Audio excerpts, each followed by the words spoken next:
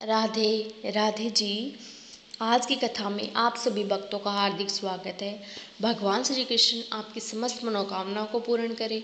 आज 12 मई 2026 दिन है मंगलवार और आज आप सुनेंगे ज्येष्ठ मास की कथा का 11वां अध्याय। इससे पहले के सभी अध्याय सुनने के लिए आप सभी भक्तों का बहुत बहुत आभार। और आज ज्येष्ठ मास का दूसरा बड़ा मंगलवार है, तो भगवान हनुमान जी की पूजा किस प्रकार से करें और किस प्रकार से उपाय करें जिससे कि संकटों से मुक्ति मिले, कामनाएं पूर्ण हो। अगर आप ये जानकारी चाहते हैं तो चैनल पर वीडियो अपलोड हो गई है, जरूर देख लीजिए। और अब आप सुनेंगे आज का अध्याय। तदंतर कुंजल ने अपने पुत्र किंजल को उपदेश देते हुए कहा, बेटा, प्रत्येक भोग में शुभ और अशुभ कर्म की कारण है। पुण्य कर्म से जीव सुख भोगता है और पाप कर्म से दुख का अनुभव करता है। किसान अपने खेत में जैसा बीज बोता है वैसा ही फल उसे प्राप्त होता है। इस प्रकार जैसा कर्म किया जाता है वैसे ही फल का उपभोग किया जाता है। इस शरीर के विनाश का कारण भी कर्म ही है। हम सब लोग कर्म के अधीन हैं।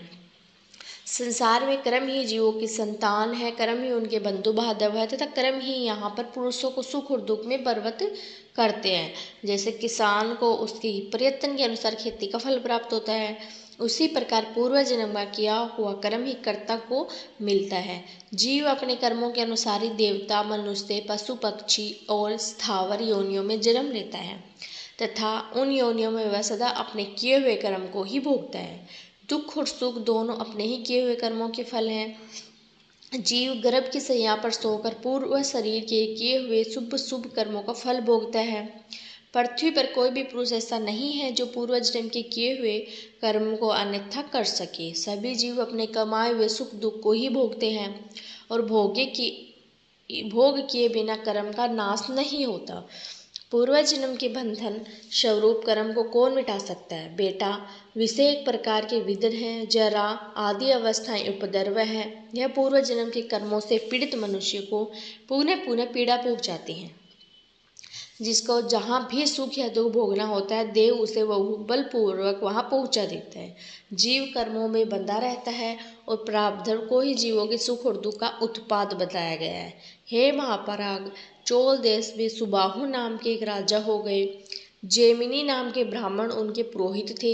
एक दिन पुरोहित ने राजा सुबाहु को संबोधित करके कहा, हे राजन, आप उत्तम उत्तम दान दीजिए। दान के ही प्रभाव से सुख भोगा जाता है। मनुष्य बनने के पश्चात दान के ही बल से दुर्गम लोगों को प्राप्त होता है। दान से ही सुख और सनातन देश की प्राप्ति होती है। दान से ही नरक में मनुष्य की उत्तम कृति होती है। जब तक इस जगत में कृति स्थित रहती है तब तक उसका कर्ता स्वर्ग लोक में निवास करता है। अतः मनुष्यों को चाहिए कि वे पूर्ण प्रयत्न करके सदा दान करते रहें। राजा ने पूछा, हे द्विज श्रेष्ठ, दान और तपस्या, इन दो में दुष्कर कौन है तथा परलोक में जाने पर कौन महान फल देने वाला होता है, यह मुझे बतलाइए। जयमिनी जी बोले, हे राजन, इस पृथ्वी पर दान से बढ़कर दुष्कर कार्य को दूसरा कोई नहीं है। यह बात प्रत्यक्ष देखी जाती है, सारा लोक इसका साक्षी है। संसार में लोभ से मोहित मनुष्य धन के लिए अपने प्यारे प्राणियों की भी परवाह न करके समुद्र और घने जंगलों में प्रवेश कर जाते हैं। कितने ही मनुष्य धन के लिए दूसरों की सेवा तक स्वीकार कर लेते हैं। विद्वान लोग धन के लिए पाठ करते हैं तथा दूसरे लोग धन की इच्छा से ही हिंसापूर्ण और कष्ट साध्य कार्य करते हैं। इस प्रकार कितने ही लोग खेती के कार्य में संलग्न होते हैं। इस तरह दुख उठाकर कमाया हुआ धन प्राणों से भी अधिक प्रिय जान पड़ता है। ऐसे धन का परित्याग करना अत्यंत कठिन है। हे महाराज, उसमें भी जो न्याय से उपार्जित धन है उसे यदि श्रद्धा पूर्वक विधि के अनुसार सुपात्र को दान किया जाए तो उसका फल अनंत होता है। श्रद्धा देवी धर्म की पुत्री है। वे विश्व को पवित्र एवं अबुद्धशाली बनाने वाली है। इतने ही नहीं, वे सावित्री के समान पावन जगत को उत्पन्न करने वाली तथा संसार सागर से उद्धार करने वाले हैं। आत्मवादी विद्वान श्रद्धा से ही धर्म का चिंतन करते हैं। जिनके पास किसी वस्तु का संग्रह नहीं है, ऐसे अंकिंचन मुनि श्रद्धालु होने के कारण ही स्वर्ग लोक को प्राप्त हुए हैं। इंद्र श्रेष्ठ, दान के कई प्रकार हैं, परंतु अन्न दान से बढ़कर प्राणियों को सद्गति प्रदान करने वाला दूसरा कोई दान नहीं है। इसलिए जल सहित अन्न का दान अवश्य करना चाहिए। दान के समय मधुर और पवित्र वचन बोलने की भी आवश्यकता है। अन्न दान संसार सागर से तारने वाला हित साधक तथा सुख संपत्ति का हेतु है। यदि शुद्ध चित्त से श्रद्धापूर्वक सुपात्र व्यक्ति को एक बार भी अन्न का दान दिया जाए तो मनुष्य सदा ही उसका उत्तम फल भोगता है। अपने भोजन में मुट्ठी भर अन्न ग्रास के रूप में अवश्य दान करना चाहिए। उस दान का बहुत बड़ा फल होता है, उसे अक्षय बताया गया है। जो प्रतिदिन शेर या भर मुट्ठी भर भरी अन्न ना दे सके वह मनुष्य पर्व आने पर आस्तिकता, श्रद्धा तथा भक्ति के साथ एक ब्राह्मण को भोजन करा दे।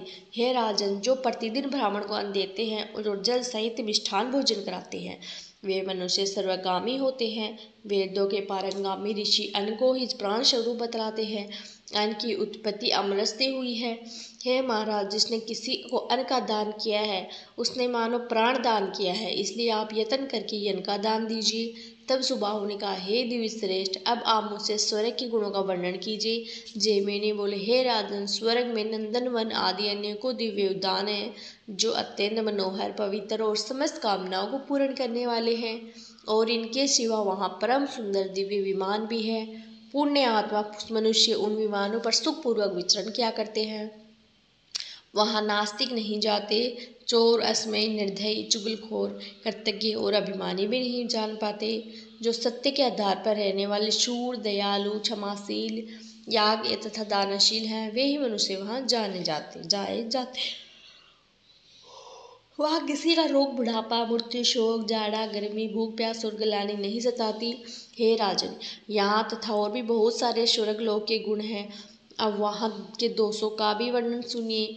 यहाँ सबसे बड़ा दोष ये है कि दूसरों के अपने से बढ़ी हुई संपत्ति देखकर मन में असंतोष होता है तथा स्वर्गीय सुख में आसक्त चित्त वाले प्राणियों के पुण्य क्षीण होते हैं तो सहसा ही वहाँ से पतन हो जाता है। यहाँ जो शुभ कर्म किया जाता है उसका फल यहाँ तथा अर्थात स्वर्ग में भोगा जाता है। हे राजन, यहाँ कर्म भूमि है और स्वर्ग को भोग भूमि माना गया है। सुबाहु ने कहा, हे ब्राह्मण, स्वर्ग के अतिरिक्त जो दोष रहित सनातन लोक हो उनका भी मुझसे वर्णन कीजिए। जैमिनी बोले, हे राजा, ब्रह्मलोक से ऊपर भगवान श्री विष्णु का परम पद है। वह शुभ सनातन है, ज्योतिर्मय धाम है, उसी को परम ब्रह्मा कहा गया है। विशेष शक्ति मूल रूप वहाँ नहीं जा सकते। दंभ, लोभ, भय, क्रोध, द्रोह और द्वेष में आक्रांत मनुष्य को वहाँ का प्रवेश भी नहीं हो सकता। जो ममता और अहंकार से रहित, निर्दर्द, जितेंद्रिय तथा ध्यान योग्य परायण है वे साधु पुरुष ही उस धाम में प्रवेश कर सकते हैं। सुबाहु ने कहा, हे महाभाग, मैं स्वर्ग में नहीं जाऊँगा, मुझे उसकी इच्छा नहीं है। जिस स्वर्ग में एक दिन नीचे गिरना पड़ता है उसकी प्राप्ति करने वाला कर्म ही मैं नहीं करूँगा। मैं तो ध्यान योग के द्वारा देवेश्वर लक्ष्मीपति का पूजन करूँगा और दाह तथा परले से रहित विष्णु लोक में जाऊँगा। जैमिनी जी बोले, हे राजन, तुम्हारा कहना तो ठीक है, तुमने सबके कल्याण की बात कही है। वास्तव में राजा दानशील हुआ करते हैं। वे बड़े बड़े यज्ञों के द्वारा भगवान श्री विष्णु का पूजन करते हैं। यज्ञों में सब प्रकार के दान दिए जाते हैं। उत्तम यज्ञों में पहले अन्न और फिर वस्त्र एवं तांबुल का प्रयोग किया जाता है। इसके बाद श्रवण दान, भूमि दान और गोदान की बात कही गई है। इस प्रकार उत्तम यज्ञ करके राजा लोग अपने शुभ कर्मों के फलस्वरूप विष्णु लोक में जाते हैं, दान में तृप्ति लाभ करते हैं और संतुष्ट रहते हैं। अतः हे राजेंद्र, आप भी न्यायोपार्जित धन का दान कीजिए। दान से ज्ञान और ज्ञान से आपको सिद्धि प्राप्त होती है। जो मनुष्य इस उत्तम और पवित्र आख्यान का श्रवण करेगा वह सब पापों से मुक्त होकर विष्णु लोक को जाएगा। सुबाहु ने पूछा, हे ब्राह्मण, मनुष्य कौन से दुष्कर्म में नरक में पड़ते हैं और कौन से शुभ कर्मों से पापों से स्वर्ग में जाते हैं, यह बात मुझे बताइए। तब जैमिनी जी ने कहा, जो द्वेष लोभ से मोहित होकर पावन ब्राह्मणत्व का परित्याग करके कुकर्म से जीविका चलाते हैं वे नरकगामी होते हैं। जो नास्तिक है, जिन्होंने धर्म की मर्यादा भंग की है, जो काम भोग के लिए उत्कंठित, दाम्भिक और कृतज्ञ है, जो ब्राह्मणों को धन देने की प्रतिज्ञा करके भी नहीं देते, चुगली करते हैं, अभिमान करते हैं और झूठ बोलते हैं, जिनकी बातें परस्पर विरोधी होती है, जो दूसरों का धन हड़प लेते हैं, दूसरों पर कलंक लगाने के उत्सुक रहते हैं और पराय संपत्ति देकर जलते हैं, वे नरक में जाते हैं। जो मनुष्य सदा प्राणियों के प्राण लेने में लगे रहते हैं, प्राय निंदा में प्रवृत्त होते हैं, कुएं, बगीचे, पोखरे और पौंसलों की दूषित करते हैं, सरोवरों को नष्ट करते हैं, भ्रष्ट करते हैं तथा शिशुओं, परवर्तियों और अतिथियों को भोजन के दिए बिना ही स्वयं भोजन कर लेते हैं, जिन्होंने पितृयाग अर्थात श्राद्ध और देवयाग यानी कि यज्ञ का त्याग कर दिया, जो संन्यास तथा रहने के आश्रम को कलंकित करते हैं और मित्रों पर लाछन लगाते हैं, वे सब प्रकार के नरकगामी होते हैं। जो प्रयाज नामक यज्ञों, शुद्ध चित्त वाली कन्याओं, साधु पुरुष और गुरुजनों को दूषित करते हैं, जो काठ, कील, शूल तथा पत्थर गाड़ कर रास्ता रोकते हैं, काम से पीड़े रहते हैं और सब वर्णों के यहाँ भोजन कर लेते हैं, तथा जो भोजन के द्वार पर आए हुए जीविकाहीन ब्राह्मणों की अवहेलना करते हैं, वे नरकों में पड़ते हैं। जो दूसरों के खेत, जीविका, घर और प्रेम को नष्ट करते हैं, जो हथियार बनाते हैं और धनुष बाण का विग्रह करते हैं, जो मूढ़ मानव, अनाथ, वैष्णव, धीन, रोगुर और वृद्ध पुरुषों पर दया नहीं करते, जो पहले कोई नियम लेकर फिर संयमहीन होने के कारण चंचलतावश उसका परित्याग कर देते हैं, वे नरकगामी होते हैं।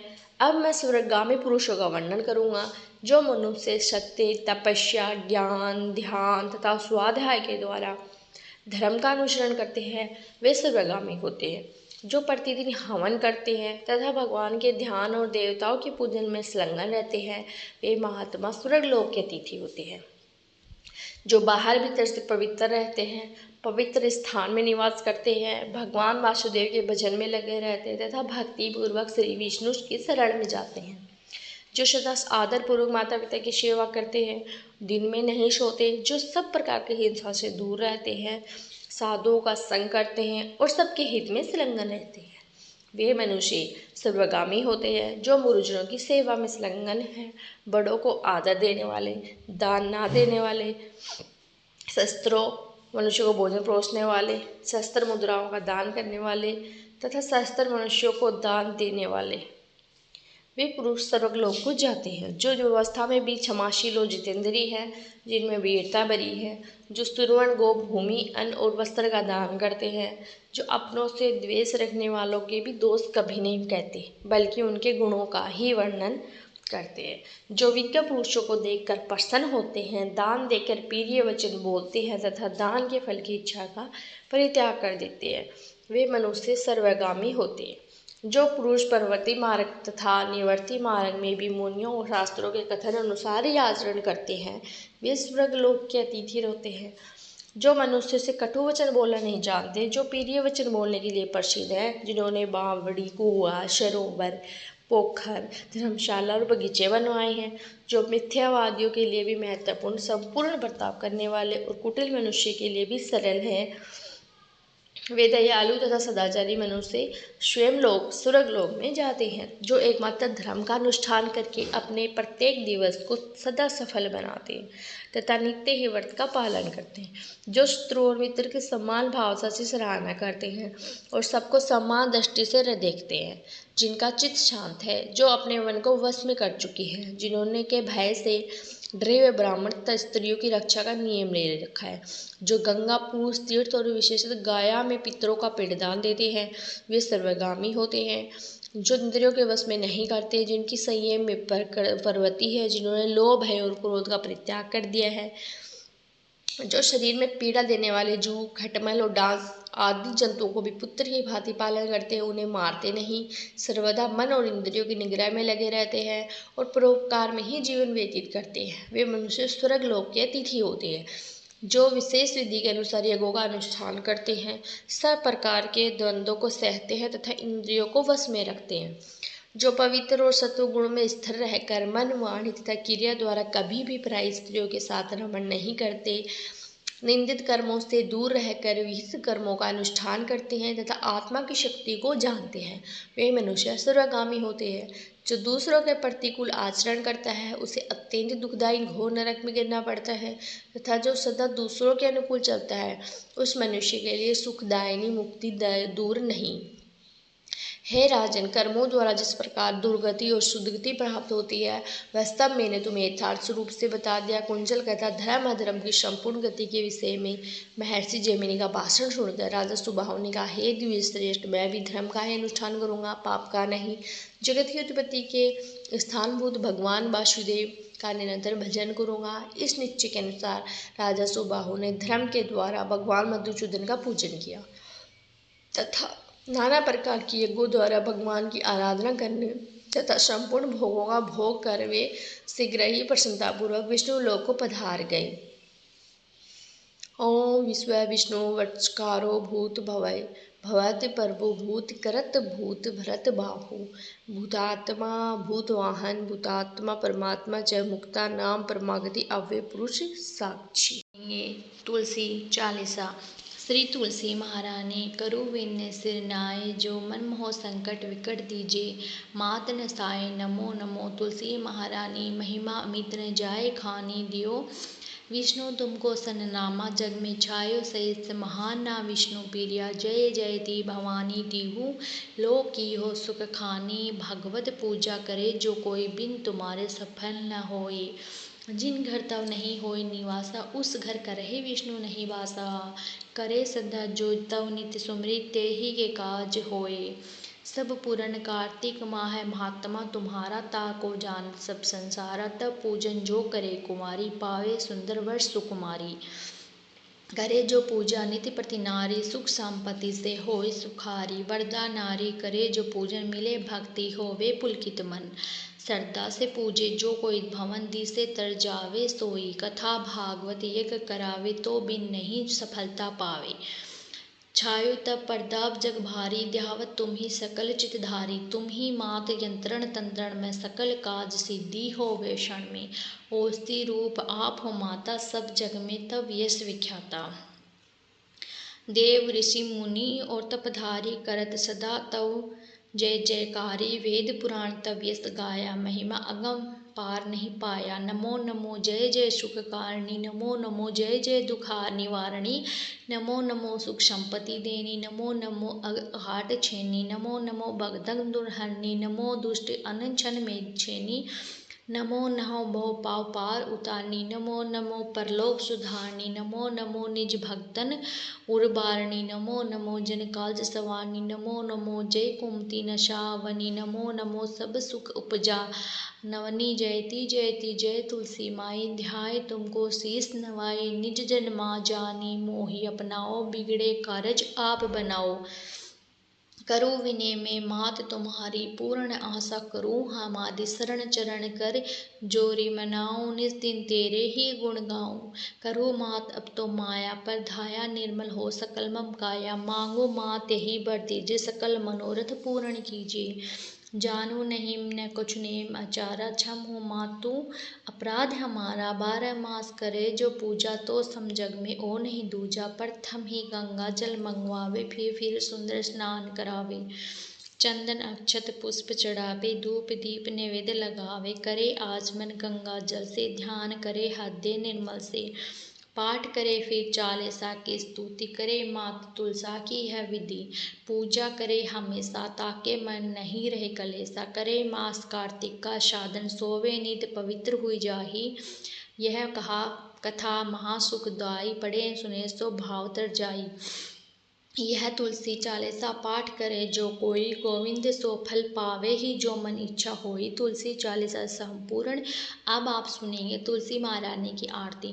तुलसी महारानी नमो नमो हरि की पटरानी नमो नमो तुलसी महारानी नमो नमो हरि की पटरानी नमो नमो धन्य तुलसी पूर्ण कीन्यो धन्य तुलसी पूर्ण तप कीन्यो सालिग्राम की बनी पटरानी नमो नमो तुलसी महारानी नमो नमो हरि की पटरानी नमो नमो जाके पत्थर मंजरी कोमल जाके पत्थर मंजरी कोमल श्रीपति कमल चरण लपटा नहीं नमो नमो नमो हरि की पटरानी नमो नमो तुलसी महारानी नमो नमो धूप दीप नैवेद्य आरती धूप दीप नैवेद्य आरती पुष्पन की वर्षा बरसानी नमो नमो हरि की पटरानी नमो नमो तुलसी महारानी नमो नमो छह भोग 26 व्यंजन 6 भोग 36 व्यंजन बिल तुलसी हरि एक नमामि नमो नमो तुलसी महारानी नमो नमो हरि की पटरानी नमो नमो सभी सखी मैया तेरो यश गावे सभी सखी मैया तेरो यश गावे भक्ति दान दी जय महारानी नमो नमो तुलसी महारानी नमो नमो हरि की पटरानी नमो नमो नमो तुलसी महारानी नमो नमो तुलसी महारानी नमो नमो हरि की पटरानी नमो नमो तुलसी महारानी नमो नमो हरि की पटरानी नमो नमो प्रेम से बोले तुलसी मैया की जय। दोस्तों उम्मीद करती हूँ आज की वीडियो आपको ज़रूर पसंद आई होगी। वीडियो पसंद आए तो वीडियो को लाइक ज़रूर कीजिए और अगर संभव हो तो वीडियो को शेयर कीजिए। चैनल पर पहली बार आए हैं तो आपने चैनल को सब्सक्राइब नहीं किया तो आज की वीडियो अगर आपको अच्छी लगी हो तो आप चैनल सब्सक्राइब करें, बेल आइकन को ज़रूर प्रेस करें। इससे होगा चैनल पर जो भी नई वीडियो अपलोड होगी उसका नोटिफिकेशन आपको सही समय पर प्राप्त होगा। मिलती हूँ आपसे अगली वीडियो में, तब तक के लिए राधे राधे, जय श्री कृष्ण।